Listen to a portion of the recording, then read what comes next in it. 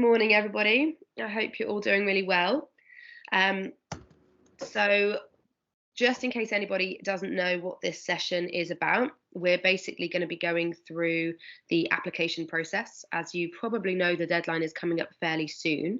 Um, so we're just going to go through a few examples and sort of hints and tips and so forth as to how to submit your application, um, what kind of answers might help you, make it to the semi-finals and the finals, the kind of things that we're looking for. But we want to keep this a bit of an open session. So at any point, if people have questions, the chat box is there. Please put your questions in the chat box. You can also use the little hand, put your hand up, um, and just let us know that you're interested in asking something. We're opening it up all the way through to questions, basically. So hopefully that is something that is helpful to you. So we're basically going to be going through everything about the application. We've got some top tips for you. We even have a resource that one of our other co-hosts has created, Ed. So we'll put a link for that one into the chat box a little bit later. We've got plenty of case studies. These are examples that we have had of answers from previous years. We're going to go through some of those and analyze them essentially. So what's good about them, what's bad about them, we'll give you a few hints and tips, that kind of thing. And then when there's about sort of half an hour or so left, we're going to have a Q&A with one of the previous winners. So that'll be a really good opportunity for any of you guys to ask any remaining questions you have at that point, sort of see a little bit about, how they found the application process, what they think that, maybe was their winning factor, what did they do in the application process that they felt was positive, and so forth. So it's going to be a really good session. As I say, at any point, put your hand up or answer questions. It's a fairly fluid morning, so there's not too much structure, and we can stop at any point for anybody that does have questions going forward. So the aim of all of this, and obviously we've had a number of sessions up till this point, and we've been looking, more about your ideas and how to look for the problems first, how to articulate them, how to stress test them, and all those sorts of different things. But the aim here really is to find a student business idea to help deliver good growth for our city, growth that makes London cleaner, greener, and ready for the future, and to ensure students get the skills they need to succeed in a fair, inclusive society and thriving economy. So this is a really nice little summary of just exactly why it is that we're doing what we're doing, but also something to remind you as to, why we're here, and therefore what we're looking for in terms of the application as well. So we are going to go through the different categories that we have for the award, which is on the next slide. And it's worth bearing in mind exactly what category it is that you're going to be applying for. Now, you can apply to multiple categories, but not for the same idea. So if you have the inclination and you have more than one idea, you can apply more than once. But when it comes to one specific business, you have to make sure that you're applying to the correct category, and the one that you feel is the most applicable to your product and or service. So if it does straddle a couple of the different awards, that's absolutely fine. But it would be better to try and work out a little bit more specifically, is your idea more towards the health side or the tech side, for example? And where do you feel that you would gain the most traction? So just as a summary, the four main awards are the Environment Award. So this is mainly specifically reducing carbon emissions, improving the environment in London. Tech, this aims to find technological innovations to make London a better place to live and to work. The Creative Industries Award, which is aiming to find innovations to make the creative industries across London more sustainable. And the Health Award. So this is aiming to find innovations that improve physical and or mental health for Londoners, reducing waste, making the health sector more sustainable. So hopefully those are fairly kind of easy to understand categories. And I do believe there is actually a fifth category this year. Yes, so we have the social enterprise category, which is, if you bear with me a moment, I'll just pull up the webpage and I'll share this in the chat as well. So this is a new one that we've added this year, and we're looking for sort of, you know, innovative ideas that support different social groups in London. For some of the examples we've put on the website are sort of young people with chronic illnesses, supporting mental health, and so on. And then we have the open challenge, because social enterprise can cover so many different sort of aspects of what we sort of live through on a daily basis. So I'm going to just pop the web link into the chat, just so you can look at the categories a little bit more closely. Okay, so that hopefully gives you an idea as kind of categories. So we have a hand. So we just have a hand up, Laura. Oh, brilliant! Yep. Eddie. Hello, thank you so much. My question is about, can one idea fit into 2 different categories? Or we are not allowed to do that? Oh, I see. No, so no, you, with your one idea, you do have to pick which one that you think is the most relevant category in order to apply for that.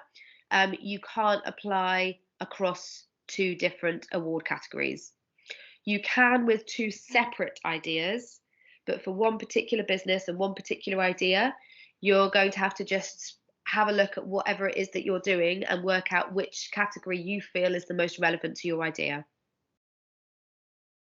Does that answer your question? Yeah, it answered my question. But the thing is, I feel like it can fit into environments. My business idea can solve environmental issue and health issue. Okay, so I think what the big thing is that today we'll just go over what you need to include to make sure there's clarity. Like, a lot of what we were talking today is how you make sure that you fit into a category, rather than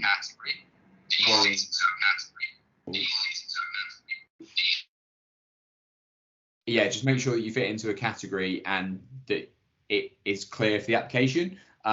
So if you think you potentially fit in one, we'll talk about it and how you need to be specific. And by doing that and following the process, it should become clear which category that you actively fit into. And that's the one that you should make sure you put your application forward for. Thank you, both of you. Thank you. Janet, you have raised your hand as well. Hi, morning. Thank you for having us. My question was in regards to the Social Enterprise Award. Would your business have to be registered as a social enterprise in order to be applicable for that particular award, or can you be registered as a limited company? I would come in on that actually. No, we're not going to be checking to see how you've registered. It's going to be more in terms of the aims of your company, and yeah, that ethos of supporting society in some way will be the core element that we're going to be putting towards making sure you're eligible for the category. Okay, thank you very much. Perfect, thank you. Thanks, Kat. No worries. We've got a couple more questions. Ella? Yeah, Ella.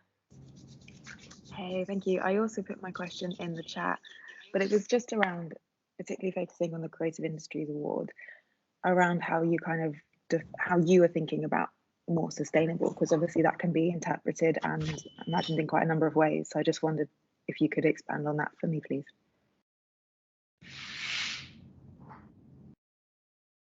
Yes, that should be fine. Does Howard, did you have any thoughts that you wanted to come in on, or maybe Dan or Catherine? I was just going to say, can you be a bit more specific? Were you saying more sustainable? It depends what context you're talking about. If it's environmental, you make sure it's. I think she's talking specifically about the creativity, the Creative Industries Award. Exactly, yeah, exactly. So I was just interested in, because there's obviously different ways of interpreting it. So I wondered if you had an interpretation in mind. So I think that the main thing that they're looking at really is sort of the environmental sustainability, things like lower waste, lower carbon, and so forth. But obviously for creative industries specifically, I mean, I think that whilst it's a fairly loose interpretation, it is worth being very, very clear in your head as to where you feel that you could justify your idea being able to improve some form of sustainability, and then being able to educate the judges on exactly why your idea is fulfilling those needs. Does that make sense? Yeah, totally. Because I think I suppose my idea is more about kind of sustainability of the sector and of talent and that kind of thing. It obviously environmental is part of it too, but that's helpful to understand and know. So thank you. No problem at all. No problem. I think the biggest thing is just be clear. If you're saying it around one track, be clear around what you're meaning in sustainability. If you're saying it's around about that, okay, making sure it's sustainable, yeah, but it's environmental or a business strategy, you just need to be clear. But this one is more leaning towards environmental within London or the impact of it. You can't actually amend an application once it's been submitted, but you still have time before the deadline, so you can resubmit the application.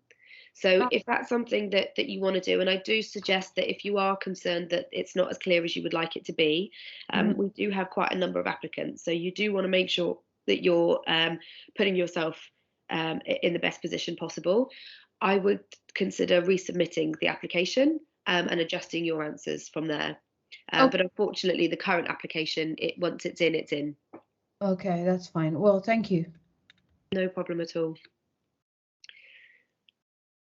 Anybody else? I think that's everyone. Everybody. Excellent. Thank you. We've had a couple of questions in the chat as well. So Aid has said, is this competition just for enterprises that are already registered or started trading? No, that's not. You don't need to have done that at all. That might have some weight and credibility to your application, but at the same time, we have had previous finalists and previous winners who actually haven't started trading yet in any shape or capacity. So it's more about getting the idea across to the judges and being really articulate in explaining what it is that you're doing, but also that you have and we're going to go through this in a second, that you have looked into the fact that this is in fact a credible idea and that the need for it is in fact there. So if you remember, I don't know, Aid, whether you were in some of the previous sessions, but I think it was session 1, in fact, or session 2, it was starting to look specifically at the problem, and it was talking about how to test the problem. So that is a really helpful one, and being able to sort of stand in front of the judges and say, I've done X amount of research, this is the information that I have managed to get, this is where I see the problem lying, and these are the number of people that agree with me. That holds far more weight than I've registered the company, because a company can be registered for 30 quid online in about 5 minutes. So that's lovely, but it would be far better to focus on the other side of the application, and that is the research. I hope that helps. Thank you. Yeah. Thank you. Excellent. Okay. So if we can head on to the next slide then. The application deadline. So for those of you that aren't aware, the application deadline is the 13th of March. So that isn't all that much time. It's literally a few days away, but that's okay. You don't need weeks and weeks and weeks on end to apply for this, but it is definitely worth your time now to start considering your application, what it is that you want to submit, and I would strongly suggest as well maybe going on to the application link, getting the questions and writing them out in Word so that you can adjust them, make them a little better, read them to people, kind of go through them before having to submit officially. Because like I've said before, once you've submitted, that is it. If we can head over to I think it's a couple of slides time now. There we go, 13th of March. So we're going to go through how to write a compelling application. And one thing we thought that we would do is we would just start going through some of the main questions that you will actually get in the application process. So with all of this, you will see that there is a bit of an overarching theme, and that is basically, what is it that you can write in your application that excites us and that begs the question, tell me more? Why would we read your application and think, I really want to know more about that? Rather than, yeah, it sounds great, but I'm a little uninterested. So if you can keep that the forefront of your mind, or even the back of your mind whilst you're writing all of these answers, what is it? And reading your answer to that question, do I want to know more? So if we can skip on to slide 11, please. There's a few things that we've got here just to give you an example as to what might help get your answers to the point where we're asking for more information and we're a little bit excited. So number one, a little bit of surprise. So include some stats, maybe some statements. Stories are always a really, really good one as well. To tell me something that I don't know already, or to make me think a little bit differently about the business that you're putting forward. So it's always worth reading the answers back and thinking, you know, what is it that I could add a little bit more weight to that? What sort of surprise do we think that the judges maybe don't know about? Give a little bit of context, give a little bit of the research that you've already done, to sort of give us an example as to why your business is the best idea. I do apologize if you can hear my daughter in the background. She's knocking at the door. So guys, just going back to the first few workshops, this is all around that problem statement and why and how, and you point it into a context, and that's what you really need to start with, really those shock factors and making it really clear, and start with that storyline early on, because if it's not clear at the beginning, like Mark and I and Laura and Ed have all said in these workshops, you don't want them to leave someone a question of going, right, well, what's the point here? What's the story? What's the narrative? We really want it to be a lot clearer. So tell me why, give that surprise, and start with the why. Excuse Absolutely. me. Oh, yeah, we've got a question. Is the value proposition? Yeah. Yeah, absolutely. It's a little bit like the value proposition for sure. It's why is your, I mean, that's one of the main things really. Why is your idea valuable in any shape or form? It might sound like a great idea, but like we said in the first sessions, a great idea is brilliant, but if nobody's going to be interested in it and nobody's going to buy it, then it's not really actually a great idea. It might sound fancy and you might have a lovely prototype to show us, but if no one's going to buy it, then it's not really all that valid. So we need to know a little bit more about your why, and why you feel like it is a really profitable business, why you think that the product and or service could be successful, but also how you know that other people think the same thing. We had a question last week where somebody basically said, you know, I already work in the industry that I'm going to be creating my idea and my product in, and you know, is that enough weight, you know, because I know it's a problem. Well, that's great, but if you were to be standing in front of a funder, for example, and you just sort of said, I just know that this is an issue, that's not going to be good enough. Nobody's going to sit there and give you money just because you say that you know. So you still need to have enough weight behind you to be able to say, I've interviewed 50 people, or I've interviewed 100 people, or here are some examples of other people who are having the same issue that I am. Okay, thank you. Yeah, excellent. Okay, good. Glad that helps. So number 3 is clarity. So engage me in the story with simple, intelligible language. This is not the chance that you want to be able to show all these fancy new words that you've just learned. It's absolutely fine to keep it completely simple. And one of the things that we're going to be going through in a little bit is the idea of, and one of the questions is, if you were explaining this to your grandma, how would you explain it? So it's the idea of if I was trying to explain this to my daughter, for example, how would I explain it? Now, you obviously want to create a little bit of a fine line. You don't want to be patronizing the judges, but at the same time, you need to understand that whilst you might know your idea inside and out, we don't necessarily. So we'll go through some examples that will make this a lot clearer in a little bit, but it's the idea of keeping it simple and clear. And then number 4, evidence. Make me believe your story by proving your claims with evidence. So this is what we've already said a number of times. It's all well and good you saying it's a great idea, but where's the evidence to show that it is? We need the interviews, maybe the stats that you've come up with, you know, other people that have suggested that this is also a really good idea. So add some weight to your application, add some weight to your idea by giving us the evidence that your product or your service is a worthy one. And finally, number 5, excitement. Inspire me that what you're doing is novel, that it's indispensable, and that it's achievable. So, you know, this is your one chance to be in front of the judges and get them excited about this idea, to get them to tell me more, say, tell me more. So add some elements of excitement in there.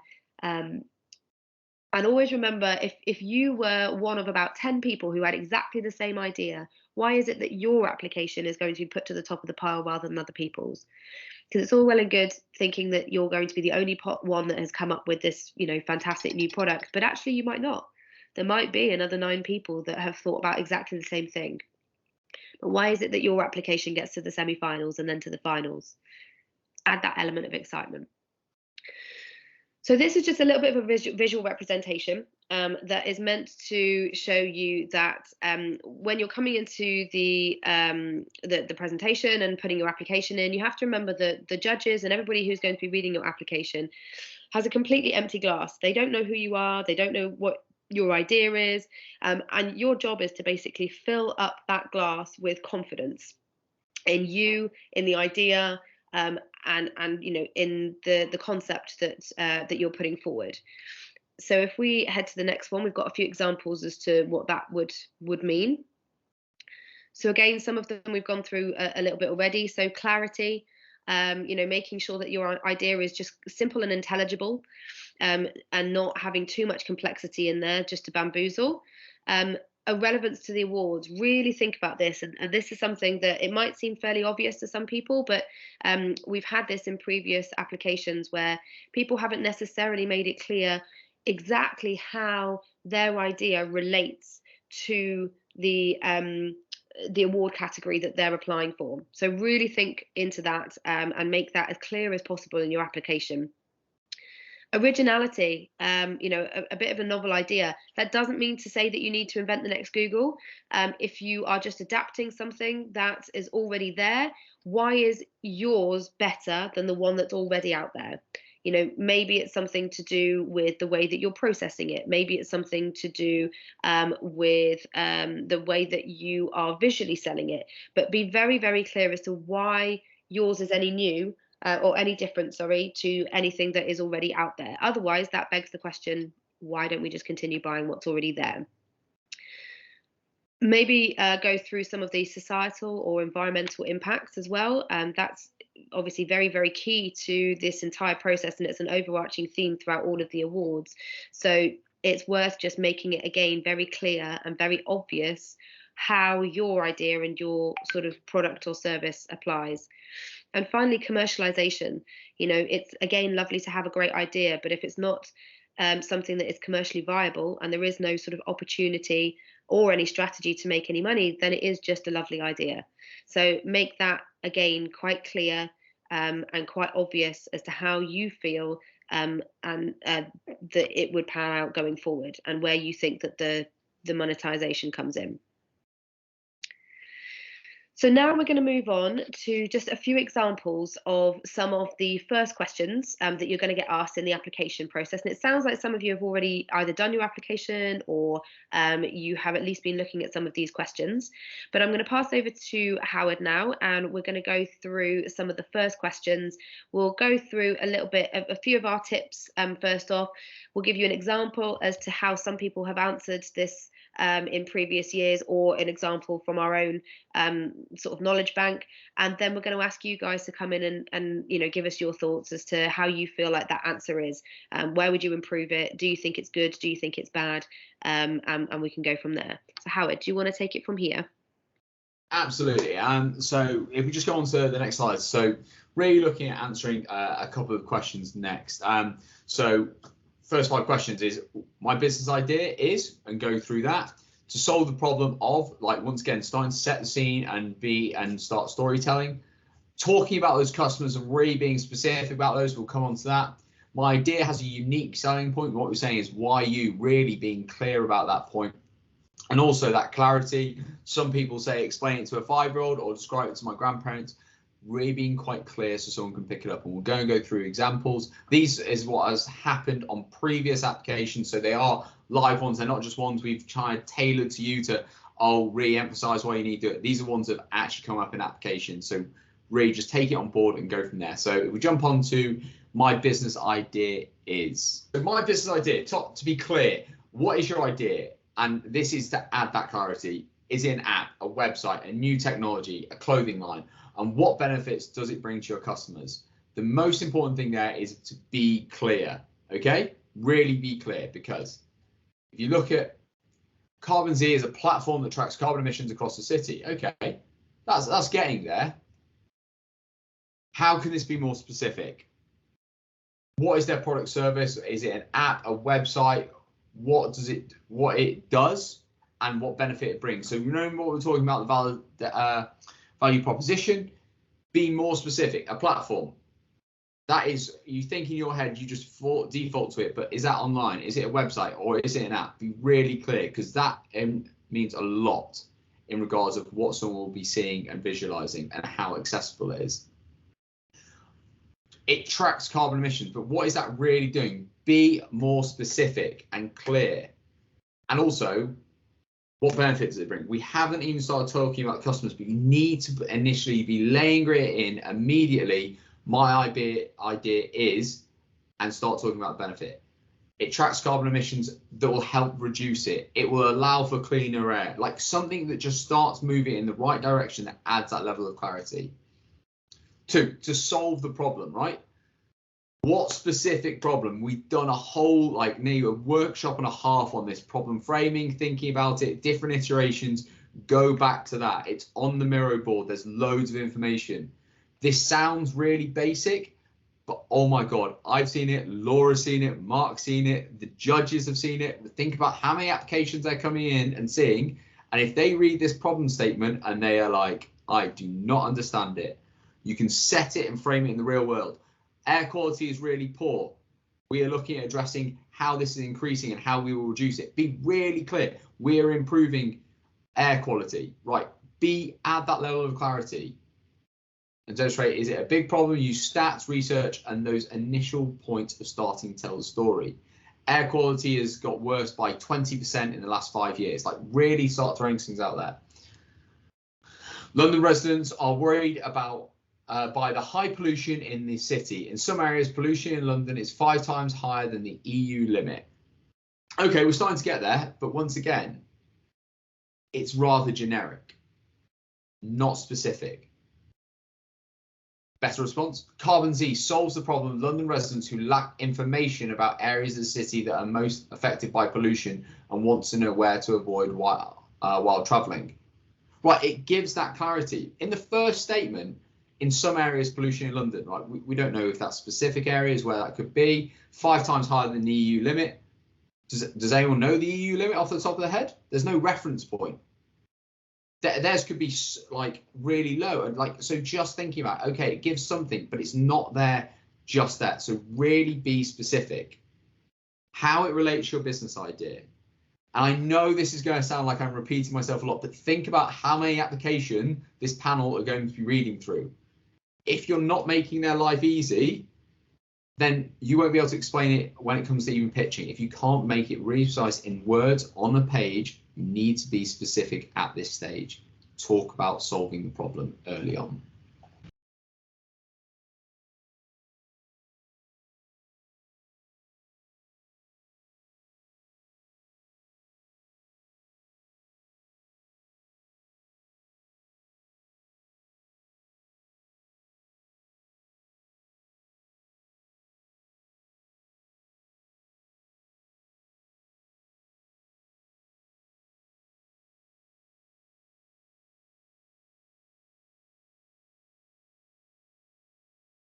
Problem for a specific group, and then they grow. So start off, you're starting small and then growing. So who are your users and what are their demographic needs, behaviors, likes, dislikes? How many of them are there? Where do they shop? Bring your customers, their persona to life. Remember when we talked about Joan in the care home? We had a lot of information on that persona that potentially wasn't the most helpful, but you knew about her. You could relate to her. So make sure this is clear when you're talking about your main customer group. London residents, too generic. Like, honestly, like, this is a London award, so we know you're targeting people within London. So then just go, oh, London residents. Well done, you've just tick. Like, oh, great. That's not telling us anything. That could be anyone in London. You've got north, south, east, west. Like, there's so many different demographics. Be clear. Better's write something about London smartphone users aged 25 to 45 who care about the environment and are concerned about their health and interest in using tech to track routines. Wow, okay, so I know it's around tech, I know it's around behaviors, we've given them an age bracket, we've given them an age profile. Like, the person I am now is very different to the person I was when I was 22. How I interact with things is very different. How I interact with buying things, different companies, is very different. And people know this when it comes to a business. There's something very different to selling something to Joan, who's 65, to Melissa, who's 18. But some people lump them in all together and go, women's clothing, 18 to 65. Someone that looks at it as a business partner is going, right, this person doesn't know what they're talking about. Goodbye. And we see it all the time. So be clear, because you start off small and then you grow. Companies that started off in a niche area then grow. All the sporting brands, we've talked about Apple a lot. They started with the designers, the outliers, and then they grew to mass market by simplifying their products. So it isn't a problem to start with a niche. You've just got to have that level of clarity.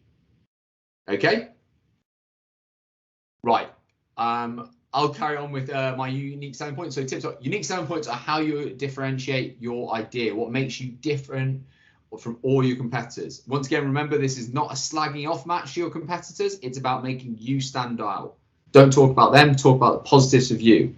It's cheaper, faster, more efficient, easier to use or easier to find. Does it provide a service your customers that they need but don't currently have? If it's a technology, can you protect the intellectual property? Thinking about these things. Don't do generic statements on this, like, oh, we're easier and cheaper than Nike. Like, come on, think about it. Oh, we're better value, or this is how we are. Restructure it. So we hope to make London air cleaner and safer for everyone. Oh, isn't that lovely? There's a load of companies out there doing it already that want to improve air quality. Why are you different? Why are you the person? Why is your idea, why is your business idea really the one that should be? Because if I came and pitched this to you and said that we hope to make London air cleaner, yeah, you will be like, I'll give them a pat on the back. Good luck with that. But I don't know what you're doing. So, too generic. How about our technology collects pollution data from, give a source to Londoners a clear picture of what parts of the city are most affected by pollution. We're the only product that does this. Once again, give a list of the benefits. It is a remote tracker. It allows for this. It gives us a geographical map that allows us to map where pollution is and at what times. Right, okay, I can start visualizing. We haven't even seen a product yet, but I can start understanding what this could be. And that's what you need to get to. That is what will get you through and people will start to understand. So do not be generic. How to be innovative. Innovative ideas, or those that do something different that ultimately sets them apart from competitors and gives them a greater market share. Innovate in different ways. Product, business model, operating model. All these different things that you can start to highlight and be innovative. We've talked around how Netflix were innovative against Blockbuster. Blockbuster had the market. They had it cornered, decided it's the same thing, renting DVDs, a film. It's the business model and how they decided to do and how they started delivering it to their customers. It used to be postal, I Love Film, and then it developed into Netflix, and it's got to the point where it's streaming now. And now everyone's chasing them to be a streaming platform. Think about that. Now, this is one bit that always gets me. I think it's funny when it says grandparents or 5-year-olds. I think it's now starting to more lean towards grandparents in regards to discussing technology. 5-year-olds seem to be understanding it a lot quicker than some people in their 20s and 30s, it seems these days. You have to be clear and explaining about it and making it really simple. How can you explain it in such a way that people are interested? If you start doing technical language that has no relevance or reference to someone, they'll be confused and they will not want to listen to you. It's as simple as that. And as soon as someone's got tripped up on a language or a word that you've used that they do not understand, they're then trying to think about that word rather than the next 3 sentences they might have read. So really add that clarity that they don't trip themselves up. Read it out to your parents, read it out to your own grandparents and see if they understand. And don't force it. So many people at the stage crowbar it. Someone goes to ask a question, they're like, oh, it's okay, you understood it, I'll just tweak it. Yeah. No, ask them straight out. Did you understand that? Tell me it back. What am I doing? Make it relevant to them, bring it to life with the statistics, the storytelling, make it compelling. Do not go technical at this stage. My idea is artificial intelligence tool that uses blockchain, multiple APIs, and a citywide metadata to track pollution in London. That sounds really riveting. Someone wants to just jump on that straight away, isn't it? Unless you're in that field, that isn't going to make anyone jump out of their seats. But also, it looks like you're just trying to throw generic buzzwords in. You're not talking about business. You're talking about how it'll run and what it'll do behind the scenes. You're not putting it up front. How could your grandparents understand these terms? How could you describe an idea to anyone who would understand, irrespective of their knowledge of your product? So yeah, once again, just think about the language you're using and be a lot clearer on that. Right, my idea will make money by. So we're going on to the next questions here. They were just examples of the first 5 questions. We're going on to the next 6 here. But does anyone have any questions on that at the moment of just how being really specific? I know I said adding clarity a lot. It sounds really repetitive, but yes. Adam, I think you had your hand up then, Enrique. So Adam, if you want to go first. Sorry, it was just some of us don't have like a businessy background, and like some of this is fine, like describing things to our grandparents, but like I'm from a group of medical students, so we're not really taught how to like talk in business terms. And on that next slide you just featured, it says B2 B2 or something. Don't worry, we're going to go through that now. We'll I just clarify what those mean. The lack of literacy with business terms doesn't mean that we're incapable individuals. I just don't know if that was something I was gonna. No. So there's some very generic terms. If there is one that you don't necessarily understand, we can go through, but also just Google like B2B and B2C. It's one of those. One of the funniest ones when I started doing things is MVP, and I was like, why is someone talking about basketball or baseball? Like it, and then it was like, no, it's minimal viable product. I was like, yeah, contextual, okay, right, but it's just those associations that you might already have. Just thought a lot of information is on the internet, but just think of exploring, but don't worry about it too much. It's just being clear, especially on these first 5 points. It's not really about business terms, and it's when people try and put loads and go heavy on business terms, that's when they start tripping themselves up and putting words in. It's necessary, just look at it and take it at your own pace, okay? Right. Don't worry about that number 6. I'm going to go through that one with you in a second, because it is worth bearing in mind, you know, who your product is going to, but I will explain all of the terms in a second. Don't worry. Sorry, Howard and Laura, just to jump in as well. I guess from what you were saying around making sure that it's understandable by all of our judges, we have judges who have a business background, and we have judges who have a medical background or a environmental sustainability. Yeah. We're using some of these as shorthand so we can explain them, but in your application form you're not going to have the opportunity at the first stage to do that verbal explanation. So I would say don't use business jargon necessarily in your application. Don't use any jargon, because that would then be less clear for the judges who don't have that particular expertise. Excellent. So that going back to that persona idea of the customer is X, Y, and Z. This is the person. It paints a picture. If it is a business, say this is a business of 50 people that will be selling in this field, it's really clear, and it's later down the line. I see there's a question there, but I think we'll go to Enrique first because he put his hand. They put their hand up. Thank you. Yes. So my question's around making the target. You know, the person we're targeting our product for as niche as possible. We were worried that by doing so it might seem like we're too niche. Obviously we want to make it very specific who we're targeting, but at the same time we do have aspirations of getting a greater audience. So how do we balance the yes, we've got a very clear target audience, but we also can be big. Absolutely. I mean, the one thing I would say is there's no reason as to why you can't make that clear in your application. You know, it's really good to be incredibly niche. And this is going to what Howard said earlier. It's great to be incredibly niche when you first start, but that doesn't mean that you can't then expand and grow and you know, have more clientele that would come later down the line. But in actual fact, being very, very niche to begin with shows that you have really done your research. It shows who your customers really are, and you know that as well. So you can actually, you know, in your application say, this is our initial idea and these are the initial sort of very, very niched set of customers. However, our expansion plans are XYZ. And then you can kind of detail the fact that you would open up the product to other people, but that you're starting out with your very, very sort of small subset of clientele, and that's more than acceptable. In fact, it's very, very good. Exactly. I just to re-emphasize is it's now getting to the point of overthinking. Is you will have probably written naturally is we will start with X, Y, and Z.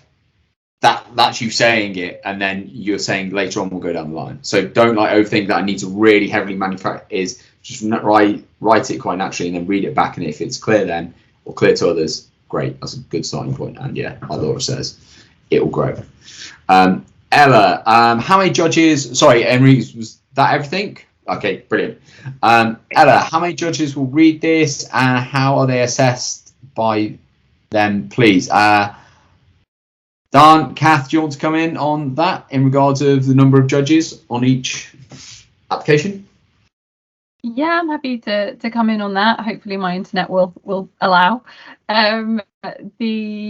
So every application is read by at least 2 judges with differing disciplines. And then each judge puts forward their favourites of the ones that they've read into the panel discussion. So it will be read by at least 2.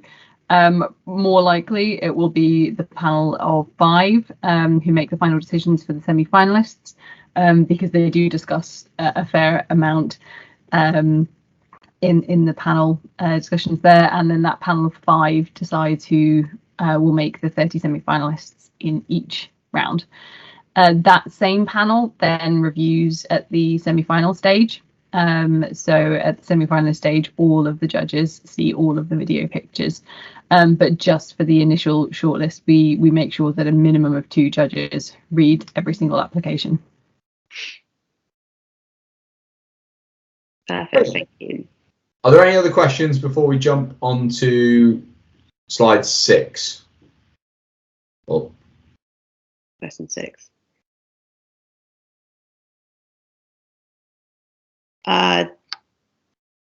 Dina, we'll come back to you if that's okay, because that's quite specific to your application. But if you bear with us, we're going to move on to the next bit and we'll come back on that one. Excellent. That could be a good example for later. Okay, so here we're looking at how your idea will make money. So this is obviously a very relevant question, because as we've said before, it's all well and good having this lovely idea, but if you can't actually sell it to anybody, then it's not really an idea at all. So when you're actually filling out this section of the application, you want to ask yourself a number of different questions. So who uses the product? Who pays for the product? And bearing in mind, they might be very, very different people. And how much is the product going to be sold for? And this is where you can bring in examples, you can bring in some of your research. You know, it's all well and good saying, you know, how much? £25. Okay, what does that mean? You know, is there a comparable that shows that that's around about the right price of for the product? Have you got any idea whether people would actually pay that much? Where's the research? It's making sure, again, and this is an overarching theme, as you can probably see from some of the answers that we've had and some of the questions that we've had so far, is be really, really clear. Always ask yourself the question, how can I justify that? Or how do I prove that I know what I'm talking about? So it's all, like I say, it's all well and good saying £25, but how do you know that that is the right price for the product and that people will pay? So, sorry, I just to give an example on that. I was working on a different program similar to this a few years ago, and someone pitched, oh, I'm going to be subscription, and just bounced through it. And I was like, well, I had done research on subscription. I knew that actually people aged 18 to 22 would only actually afford 2 subscriptions, one naturally being Netflix and actually the one potentially being a gym or something else. And they're like, oh no, they'll be fine to pay it. Whereas actually it was 25 to 30 were the age bracket that had 5 subscriptions and were happy to be paying nearly £40 a month on subscription models, and that they would have it. So being quite clear, and that going back to that niche and customers of understanding and being able to justify it, that's when all that information about the persona comes in. And that's like when you say how I'll sell money, be quite clear, like Laura was saying, of like, this is where we'll make money, and justify it, rather than just going, oh, throwaway comment. Oh, it'll be a subscription. Great, they'll pay.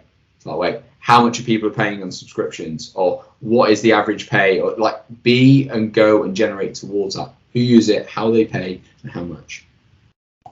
Absolutely. Absolutely. And it is worth also being quite clear between the who uses and who pays as well. Because going back to the example that we'd used in previous sessions of Joan in the care home, Joan actually isn't going to be paying for that product. It's the care home that's going to be, bringing this technology in, but it's Joan that uses it.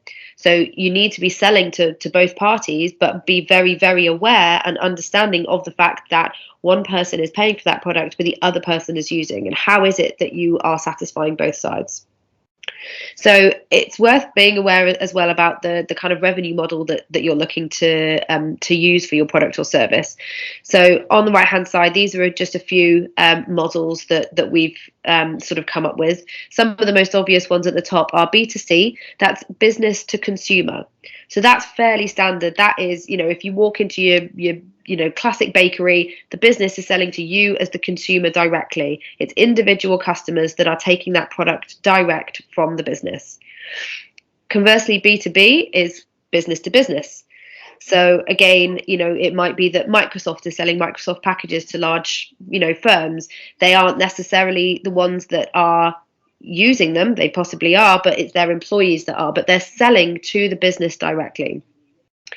There's B2B to C. So that's, again, where you are selling directly to the business, but the business is then giving it to their own consumer. So maybe it's something that you are repackaging. For example, you've got Amazon. The fact that Amazon is selling their services direct to a lot of businesses, i.e. yourselves, but then you're then selling your product direct to the consumer, if that makes sense. So that's a slightly more complicated version, but they're offering that platform, which is their product, and you're using that platform to sell your product to the consumer. Marketplace, so charging a fee to connect and supply, supply and demand. So again, Uber actually is just an app, but it's creating that marketplace so that Uber drivers can go onto the app, offer their services, and then we as consumers can book our cars, and it puts the two of us together. And the same with Airbnb. It's just a platform. It's just an app. I say just an app, obviously they're both incredibly successful, but that's the point here, is that they're not offering the houses. They don't need to buy any properties. They don't need to have any of these contracts and relationships and so forth. They just offer the platform for somebody to be able to put their property up online, connect them with the customer, and then customer and property owner work together from there. And then finally, the platform model, so connecting supply and demand and a third party that pays. For example, you've got Google Ads. So you've got the fact that Google Ads are supplying the platform for which the third party is able to put up their advert, knowing full well that you as a consumer are going to be interested in those adverts. So it's supply and demand, and it's getting a third party there. You don't pay for Google. Google is completely free. We go on and we just use it and we get whatever information we want. However, the way that Google makes their money is those adverts. So they're paying for the visibility, and they're paying for the fact that Google itself is providing the algorithms and providing the knowledge to know that when, if I put up an ad for a particular type of clothing, it's going to the right people, and the right people are going to be viewing that ad and are going to be clicking on it, and it's going to be of their interest. So are there any questions, because that's quite a few different model types, any questions about that at all, or any clarification needed before we move on? Just while people are maybe thinking about it, we do have a question from Petra. Does it have to be written in third person? Absolutely not. No, not at all. You can write it in first person. I have done this. This is what we have done. There is no specific sort of format in that regard as to how we require the applications. And where do we put our reference list? I believe that's something, I think this is what Dan was saying earlier, that comes at a later stage. If it's useful to you to include in the application, then that's absolutely fine. But at this stage, we are just looking for the answers to these questions, essentially.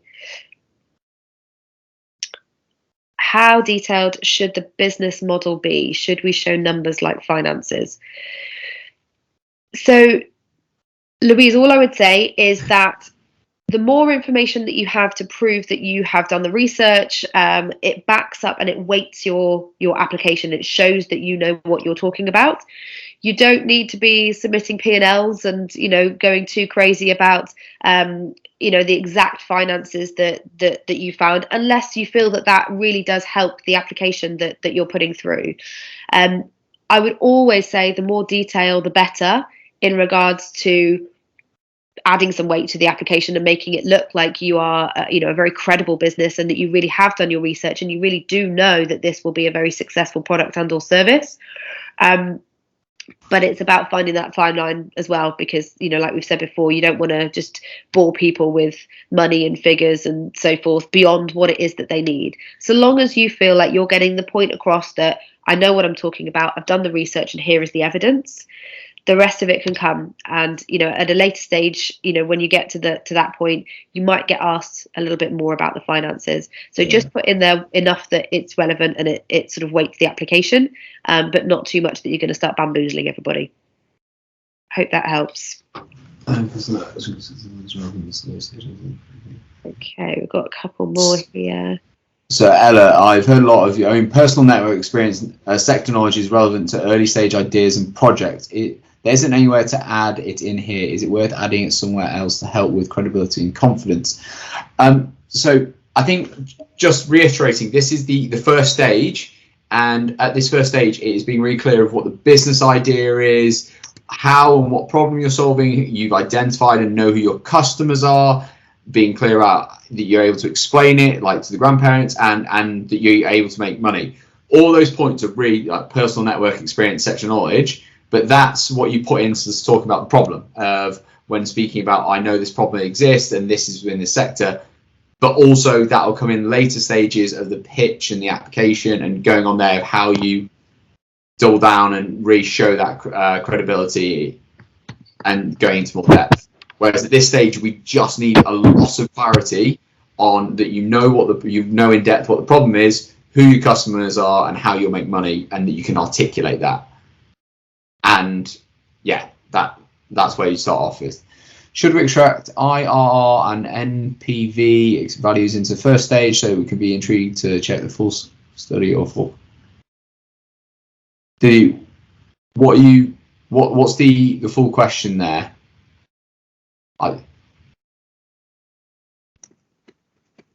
I would say for Daniel, that is sounding much more complicated than we would expect for the applications coming through, because quite a few of those terms I've never heard of through the applications I've reviewed over the last 8 years. So you're okay to keep it lower, a lower level of detail. Don't worry at all. I would say, sort of adding on to what Laura said in terms of the finances, the majority of businesses that have come through the program haven't included a huge amount of information. The things that I guess judges in the past have found useful in sort of assessing the viability of the idea is occasionally when you put a kind of a cost point potentially, or if you're talking about your subscription model or the kind of way that you're going to work. If you say, oh yes, I have this wonderful device and everyone's going to pay £100,000 to get this off me, that then shows potentially that you haven't necessarily done as detailed research in terms of your customer base, that they would have enough money to be spending that on your product. Whereas if you're saying, oh yeah, we're selling it for students and it's going to be a $2.99 a month subscription fee, that just demonstrates the research and the thinking that you've put through. So that level of financial information is really helpful, but you probably don't need to include much more than that kind of detail, I would say. Yeah, just to go add a bit more, just to add a bit more on that, this is the storytelling part and where you start linking together. So if you think even back to the one around the business model canvas of how each block of the canvas links together, that paints a really clear picture, and that filling up the cup of adding layers, that's what you're trying to achieve in this application stage, is that it's a really clear picture. So like I said, I'm aiming at students of this subscription model, they can afford $2.99, it makes sense. But if you throw an outline or in depth of, I'll grow to 100,000 students within 1 month because there's 3 million in the UK, it doesn't really make sense. Also, at this stage, this is when this starts to creep in, and it happens a lot later on as well. If you talk about your business, do not start referencing, oh, we will be like Uber and everything like that, because you fall into a real danger trap of where you get lazy and you're like, oh, Uber does this, and you're like, wait, hold up, are you talking about them advertising somewhere? They have a whole different range of a business model, and if you're not clear, so don't go near that at this stage. It starts creeping in at this stage when people are like, we will be the Uber of X, and it starts to gets a bit confusing. So make sure you stay focused on your business and how it's not that accurate, right, as well. I mean, it's lovely saying we're going to be the Uber of something, but that's aspirational, fantastic, and by all means go for it, but it doesn't offer any weight to the application. It's not a fact. It's what you would like to do for sure, but we'd be more interested to know how you're planning on doing that. What is it that you think is going to make you that successful, and what is your process moving forward, rather than just saying you're going to be the Uber of clothes or whatever it is. Also, Daniel, you just said, which was your previous question? Was it the one around the good grandparent brief? We said we'll come back to that in a bit, and then you've also queried around the MVP. Yeah, if you can write a specific question on that one. I know you say you got a slight query on the MVP. I'm just a little conscious of time. If we move on to the next kind of couple of questions, maybe whilst we're doing that, Daniel, you can write out your MVP criteria question, if that's all right. Okay, so just moving on then while he's doing that. Question 7 is how your idea meets the aims of the award. So really go back to the very, very beginning and think exactly, think a little bit more in detail about your business. Why is it there? Who are you serving? What is the point in it? And go back as well, and there's a lot of information online as well to sort of give you some more context around each of these different awards and what it is that we're looking for specifically in each of the different categories, and really think about where your product and your service ties into that. And again, make that very, very clear. You might think it's quite obvious because, you know, yeah, I'm doing this, I'm doing that. But again, you have to assume that the judges don't know that. They don't know you, they don't know the product. So make it very, very clear how the idea meets the aims of the awards. So it's a fairly sort of simple question, but it is so incredibly important, because if things don't meet the aim of the award, it doesn't matter how great the idea is, it won't be considered. So Howard, do you want to go on to the next one? Thank you. And I think this is actually our final example of questions. So the idea will positively impact the environment and or society by. Now, this is our sort of hint and tip to you, I guess, as to how to maybe answer this question. Maybe just have a think about the difference between outputs and outcomes. So And output is how it impacts immediately following your intervention. So, for example, a youth education scheme, the skills that are learned and the behaviours that are practiced and so forth. So that's an output of whatever product of your sort of service and this youth education scheme.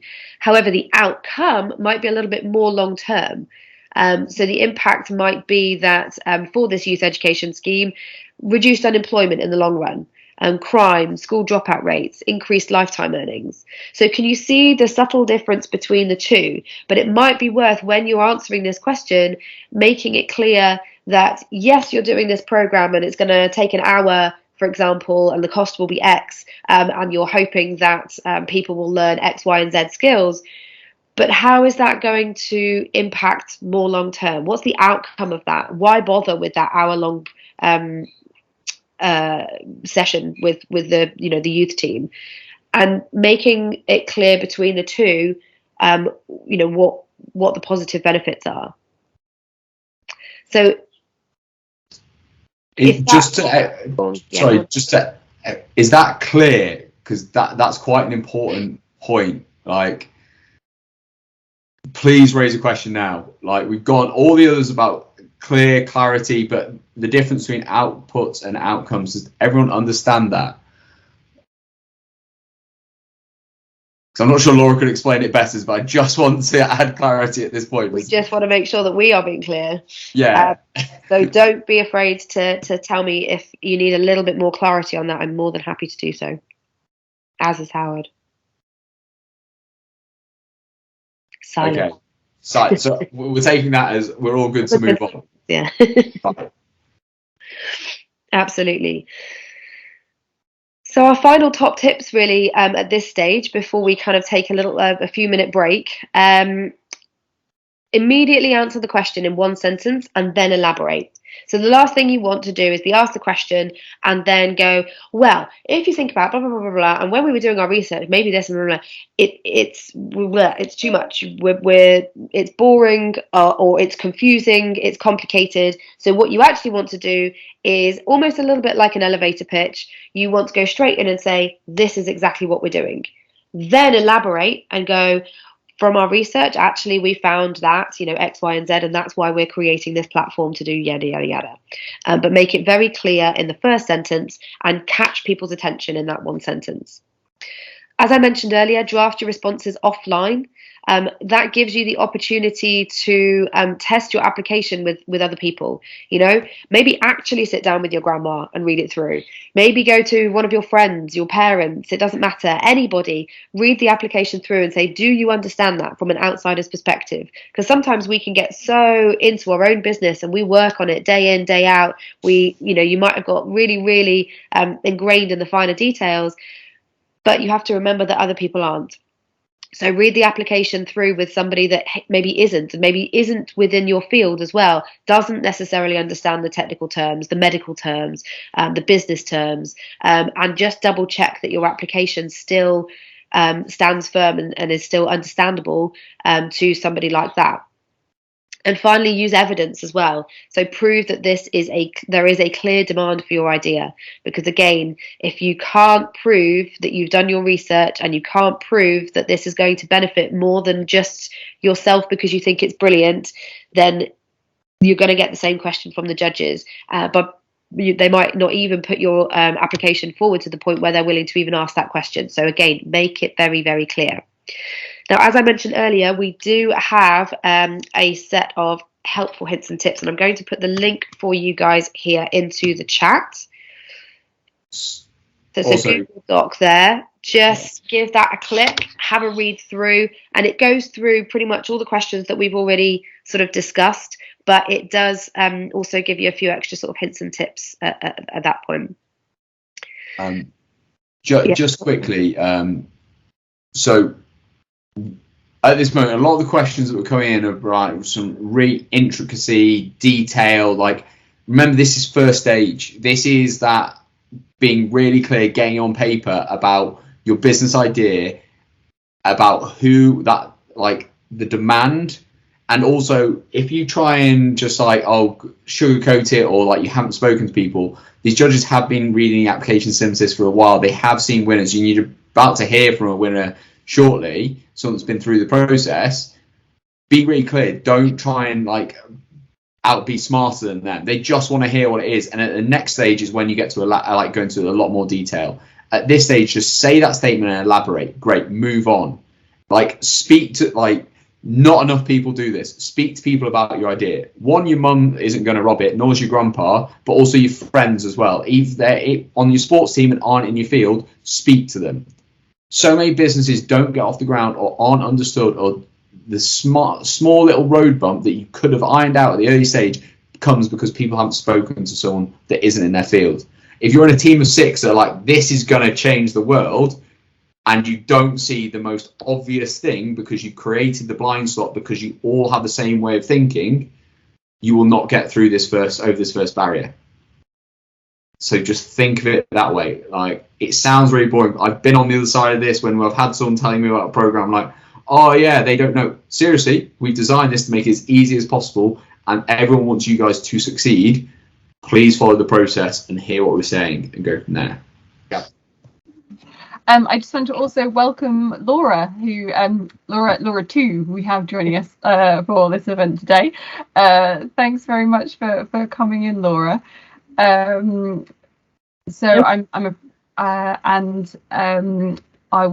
just might need to flag to Laura and Howard that you had been able to log on there. But Laura and Howard, was there anything else you wanted to cover quickly now, or at this point though, all I would say is if anybody has any questions for Laura, either you can write them in the chat box and we can ask them, or obviously put your hand up and we can start going through them. But yeah, it would just be lovely to hear from Laura and how she's done. So hi everyone, I'm Laura.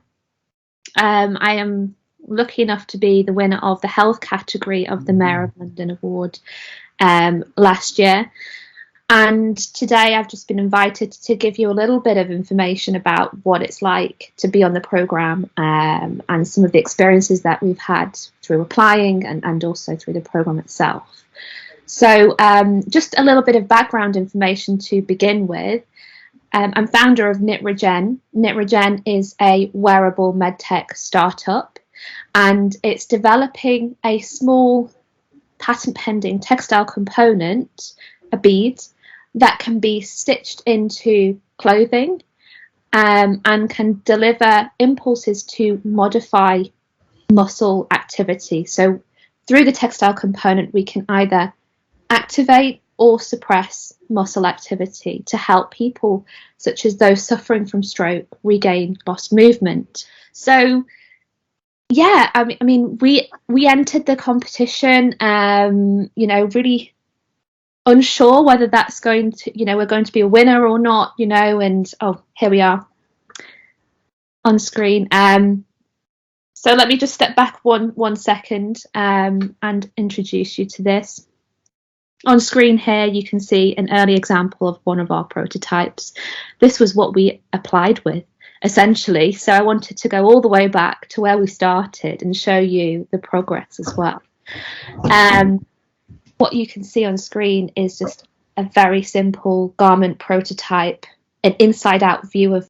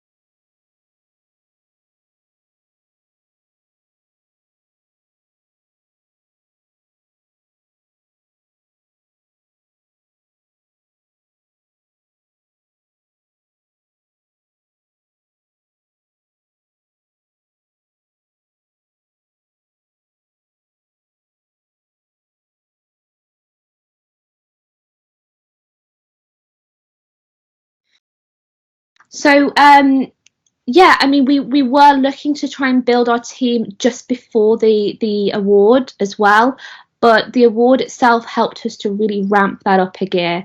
So it was in progress, but we really looked to fill the gaps and understand where, you know, my weaknesses are as a founder and who can come in and support that, and build the team to stabilize what we're doing.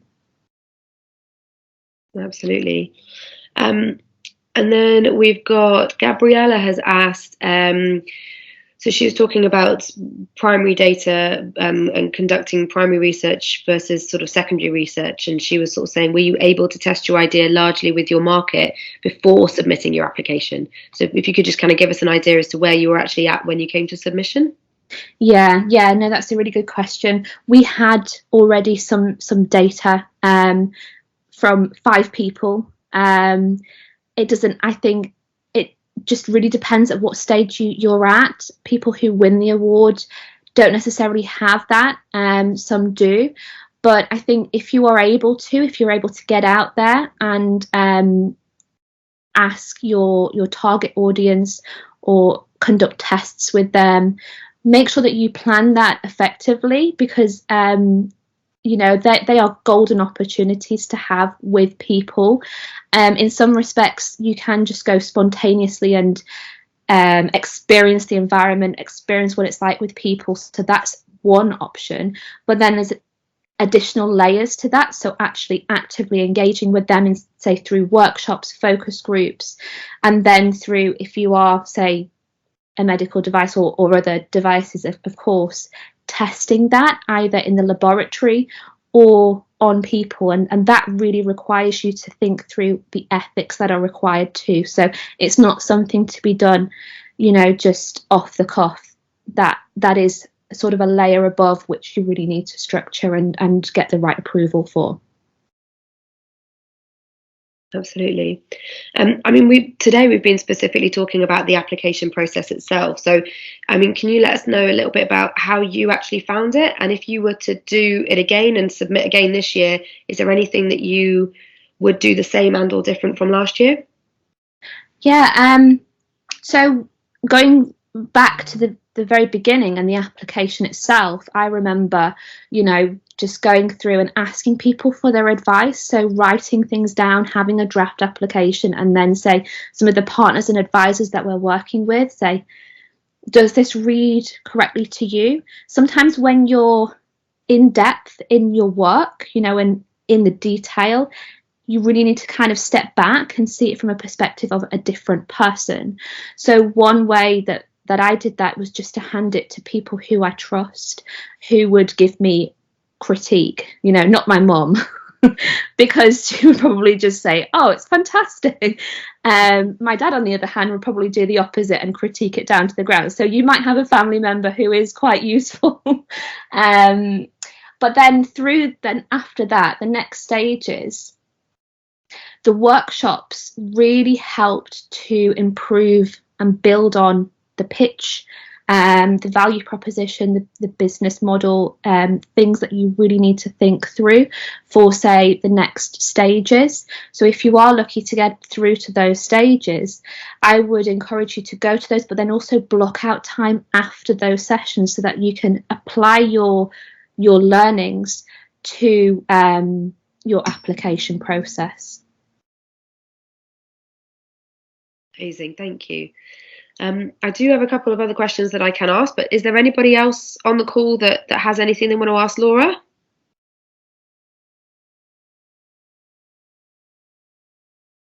Silence. That's fine. If you do, just put it into the chat box and we can always come back to it. Yeah. Adam, did you have a question then? Oh, I did, but I stifled it. I don't think it's a good question, so I'm actually going to sit on it if that's all right. Seriously, say it. Is there's no silly questions or anything like that. Questions. Especially, go for it. I guess I was just going to say, as some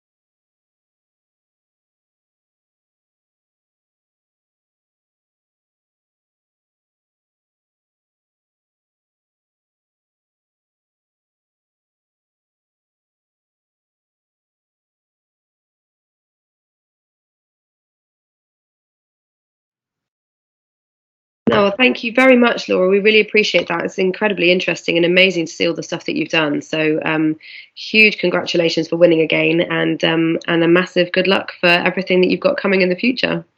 Thank you, and good luck to everyone on call. Make the most of this opportunity, even if you don't win, use it and grow, and best of luck. Absolutely. Great advice. Thank you very much. Thanks, Laura. Lovely. I guess Well, one thing Catherine, did we you- have been getting a lot of questions about, so we were just really keen to give a bit of clarity on that, is around visas and whether international students are eligible to apply.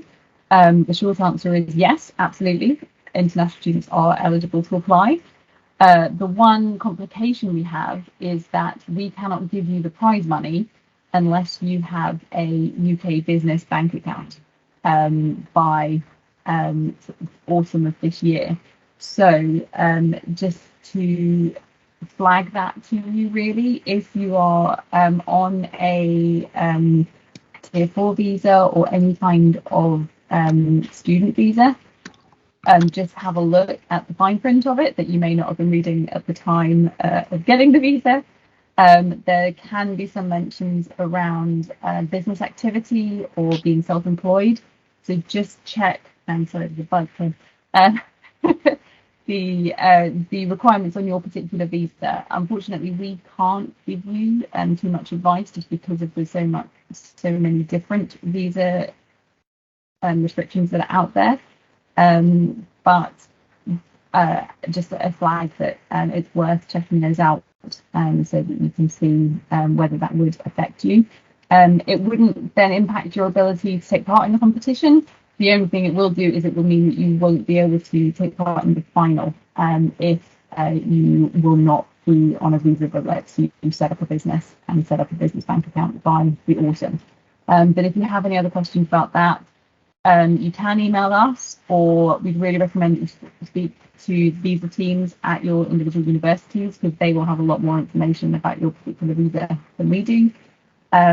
If you are thinking that you may want to transition from your student visa to a startup visa, or actually a new visa we found out about the other day through some of these questions, a graduate visa, which you are allowed to be self-employed on. So that's another option if you're graduating this year. That might be a route that you're deciding to go down. Then you are allowed to be self-employed and would be able to set up a business on that visa.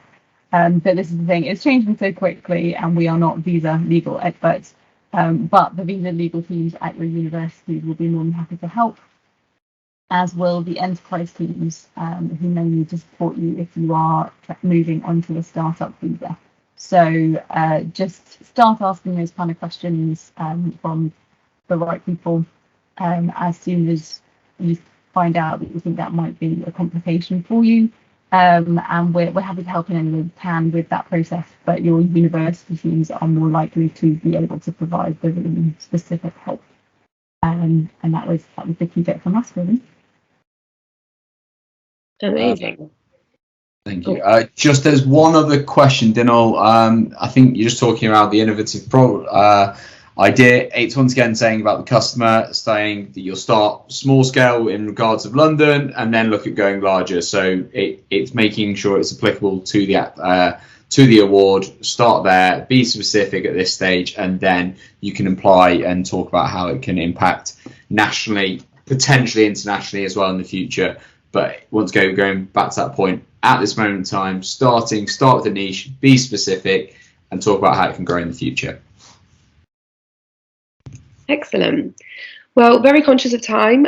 Thank you everybody for joining us this morning. Just as a really, really quick recap, deadline is the 13th of March. So get going. Good luck with everything. Use all the resources that we've given you. There's plenty online as well. And for those of you who haven't actually joined up yet, Mighty Networks is a really good resource to make sure that you're on, because anything new that comes through will be posted there as well. So as Catherine has said, any further questions, anything that you think of after this call has ended, please do email it through to the team. They'll be more than happy to help. And all that leaves us to do is wish you the most luck in the world in terms of your application. We all hope it goes incredibly well for you, and fingers crossed that we see you in the semis and the finals. Good luck, everybody, and have a good rest of the day. Good luck. See you later, everyone. Now.